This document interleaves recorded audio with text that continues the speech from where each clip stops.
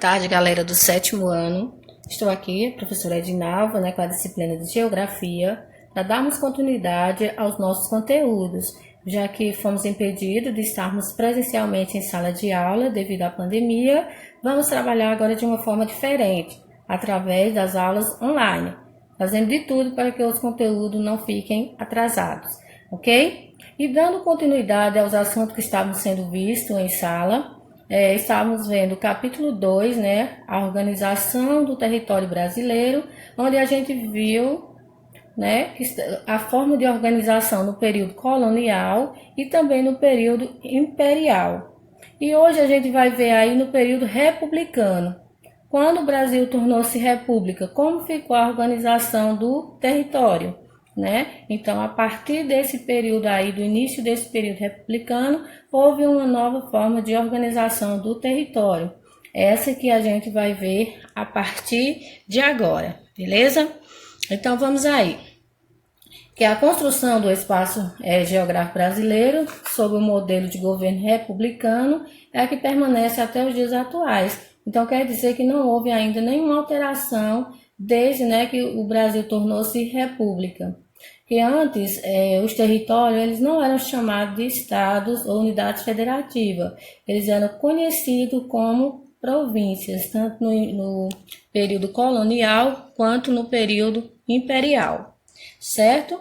E a gente vendo aí Brasil República, Temos aí o brasão da República Federativa do Brasil e temos também uma informação aí para vocês que a última Constituição, foi aprovada em 1988. Então, desde esse ano aí, não houve mais nenhuma outra sendo aprovada. E dando continuidade, a gente vai ver aí a definição do que é república. Então, o que é república aí na visão de vocês? Certo? A palavra república, ela vem do latim, res mais pública, que significa coisa pública, Essa forma de governo é baseada no voto para líderes políticos feito pelos cidadãos, beleza? Ou seja, os governantes são os representantes do povo e por lei devem agir, em prol da coletividade. Então, os governantes têm por obrigação trabalhar de uma forma coletiva, para o bem de todos, e não de uma forma individualizada. Entendido aí o conceito de república? Beleza, então vamos continuar. Toda república possui uma constituição. E o que é essa constituição? Para que ela serve, Então, a constituição é o conjunto de leis que trata e ordena vários aspectos, desde a organização territorial até a aplicação dos direitos fundamentais. Então, para que um país, um estado, um município, funcione de uma forma igualitária, é necessário haver as leis para poder os cidadãos respeitarem, Seja a lei de trânsito, seja qualquer que seja o tipo de lei, é obrigado a haver em cada município, em cada estado, em cada país. Entendido? Aí a gente tem a Organização Política Administrativa do Brasil. Como é que está essa Organização Política Administrativa do Brasil? Bem, está organizado desta forma. Temos aí governo federal, que também é conhecido como União, e representa a unidade dos estados. E aí esse governo federal, também conhecido como União, tem um papel muito importante aí na sociedade. Como, por exemplo, a gente pode citar aí como uma das funções, como várias funções aí do governo federal ou da União, Então, tem aí, o que ele é responsável para fazer o quê? Manter as relações com os estados estrangeiros, é uma das responsabilidades do governo federal. Participar de organizações internacionais também é outra obrigação, Declarar guerra e celebrar a paz também é função do governo federal.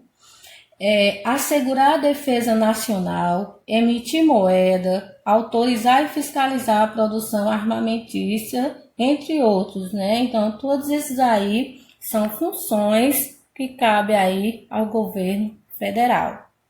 Temos também aí os estados, né? O Brasil é composto por 27 unidades federativas, sendo 26 estados e um distrito federal. Então, preste atenção, o Brasil possui 27 unidades federativas, ok? Mas ele possui 26 estados e um distrito federal. Então, vejam bem isso aí para vocês não confundirem, beleza?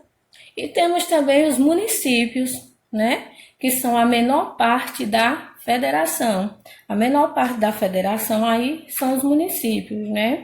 Que no Brasil, de 1940 até 2015, houve um salto enorme, né? Em relação à quantidade de municípios. Existia 1.574 e houve um salto aí para 5.570 municípios. Então, veja aí que houve aí um salto enorme em relação ao surgimento de novos municípios. A região Nordeste é a que possui o maior número de municípios e a região Norte é a que possui o menor número. Beleza? Só lembrando aí para vocês uma observaçãozinha entre município e cidade, para vocês não acharem que são a mesma coisa, que são sinônimos, né? Eles não são. Por que não são? Porque município abrange aí tanto a área urbana quanto a área rural. Já a cidade, ela refere-se somente aí à cidade, somente à zona urbana. Entendido? Continuando, temos a organização territorial das comunidades e grupos sociais, beleza? Então, vejam aí, né, essa organização territorial das comunidades e grupos sociais. Temos aí os povos indígenas no Brasil, né, até meados dos anos 1970, acreditava-se que o desaparecimento dos povos indígenas era inevitável. Mas, já nos anos de 1980, verificou-se uma tendência de reversão dessa estimativa. Então, vejam aí, onde há uma maior concentração aí da população dos povos indígenas. Observando aí o mapa do Brasil, a gente percebe que a maior quantidade de indígenas está localizada na região norte do Brasil. E por que essa maior quantidade de indígenas na região norte? Devido aí, né, ao avanço da ocupação territorial brasileira por parte dos colonizadores, que começou aí pelo litoral, pelas áreas litorâneas, né? Então começou aí no litoral do Nordeste, todo o processo de ocupação dos portugueses. E por ser a região também menos povoada do Brasil por não indígenas. Então é por isso aí que a região norte prevalece aí com uma quantidade maior de indígenas, porque o processo de colonização não começou por essa região e por ser também uma região, né, onde a quantidade de habitantes não indígenas é bem menor. Entendido aí? Vamos continuar o nosso conteúdo agora com os povos quilombolas. E o que são esses povos quilombolas, né? Quilombolas se dá aos atuais habitantes de comunidades negras rurais formadas por descendentes de africanos escravizados, ok? A Fundação Palmares, órgão vinculado ao Ministério da Cultura, voltado para a preservação da cultura afro-brasileira, já concedeu certificação a 2.471 comunidades remanescentes de quilombos. Então, vejam aí o mapa, né? Observem aí o mapa, onde aí temos em verde as terras quilombolas, né, que já foram tituladas, ou seja, que já pertencem aí aos povos quilombolas, e aí em laranja são as terras que ainda estão em processo, né, que está na justiça para ver se os quilombolas conseguem aí mais algum território. Então, ainda é pequeno, né, a quantidade de terras que os quilombolas conquistaram. Então, a quantidade que ainda está em processo é bem maior, ok? Até hoje aí, não há uma certeza, né, sobre o número de comunidades quilombolas existente no Brasil, mas estima-se que há pelo menos 3.000 em todo o território nacional, né? Então não é uma certeza ainda, mas há estimativas, né, que ainda tem aí uma base de 3.000 em todo o território. Continuando, a gente tem aí a exclusão social no Brasil. Exclusão. O que é exclusão? O que quer dizer essa palavra exclusão social no Brasil? Bem, aí diz, a pobreza é, ao mesmo tempo, causa de efeito de penúria. Entre 1930 e os anos de 1980, a desigualdade social ampliou-se no Brasil. Então, a gente sabe que a desigualdade social não é de hoje, né? Que ela permanece aí desde do período aí colonial ou mesmo antes, né? Essa desigualdade já existe entre a população. Então, onde aí a maioria é excluída, né? A maioria da população aí vive em área de exclusão social, vive na área da pobreza. E destacando aí no mapa, vocês observando, a gente tem a região norte e a região nordeste, né? Que tem o maior nível de desigualdade social. Então, as duas regiões com maior índice, né? Maior nível de desigualdade social é a região norte e a região nordeste, onde a concentração, né, territorial, vamos falar aí, a concentração territorial está nas mãos da minoria, né, enquanto a maioria vive aí na área da pobreza. A má distribuição de renda, né, existe aí com maior eficácia aí nessas duas regiões. Beleza? Entendido? Dando continuidade aí, a gente tem. E afinal, quem são os excluídos do Brasil? Né? Bem, se a gente for citar aí, são várias as pessoas que são excluídas aí na sociedade. Mas aí a gente pode citar alguns, né? Primeiramente aí a gente tem a primeira imagem onde mostra, né, os prédios aí exuberantes, tudo lindo, e ao lado favelas. Então já dá pra gente ver que as pessoas que moram aí na favela, é claro que elas não têm uma qualidade de vida igual às pessoas que moram aí nesses apartamentos, nesses prédios. Então aí é uma forma de desigualdade social. Como também as pessoas sem teto, né, as pessoas que moram na rua. Então essas pessoas aí também estão aí na relação dos excluídos. E também aí a gente pode colocar como excluído quem?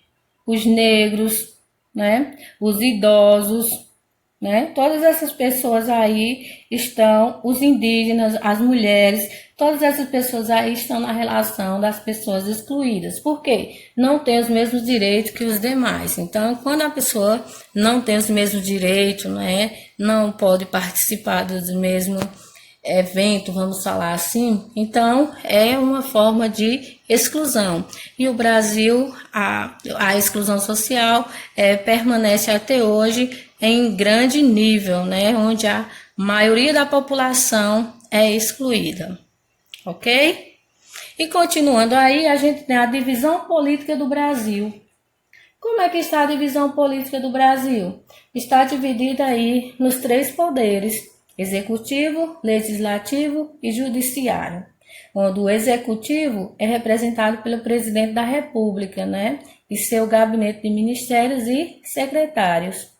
O legislativo é representado pelos senadores e deputados federais que compõem o Congresso Nacional. E o judiciário, responsável pelo cumprimento das leis, né, onde também o judiciário é responsável por zelar, né, pela obediência da Constituição Federal Brasileira e das demais constituições que a tomam como ponto de partida. Beleza? Observando a imagem aí, fica bem claro para vocês entenderem qual a função de cada um dos poderes. Então, eu tenho aí poder legislativo. Qual é a função? Elaborar as leis, né? Seja elas nacional, estadual, municipal, né? Vai precisar sempre aí do poder legislativo para poder haver a elaboração dessas leis.